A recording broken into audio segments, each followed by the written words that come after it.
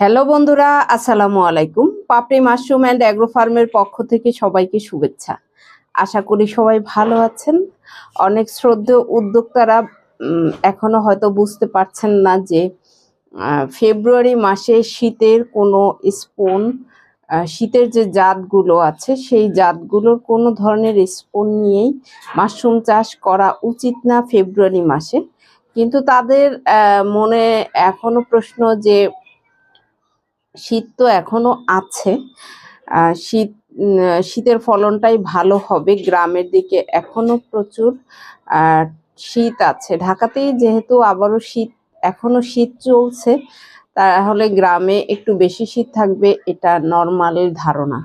কিন্তু এ ধরনের উদ্যোক্তাদের হয়তো মনে হতে পারে যে আমার কাছে শীতের জাতসমূহ শেষ, তাই হয়তো দিচ্ছি না বা নিষেধ করছি।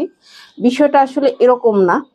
আপনার ফেব্রুয়ারি মাস থেকে আপনার গরমের জাত বসানো উচিত, অথবা 12 মাস যেটা আছে PO2 সেটা বসানো উচিত।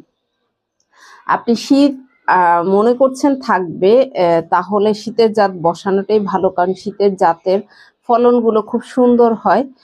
কথাটা সত্যি, কিন্তু ফেব্রুয়ারি মাস থেকে আপনার একেবারেই বসানো উচিত না, কারণ এই শীতটা হয়েছে ক্ষণস্থায়ী।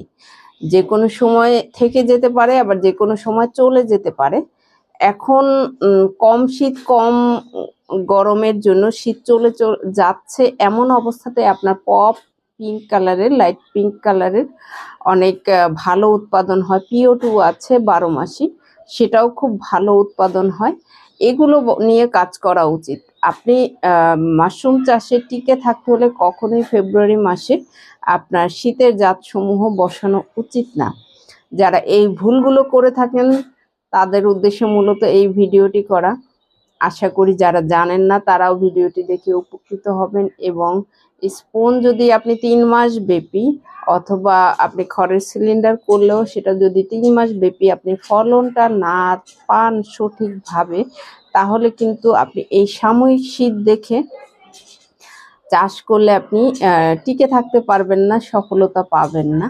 আশা করি এই ধরনের ভুলগুলো করা থেকে বিরত থাকবেন, এই ভিডিওটি দেখে সংশোধন করে নেবেন।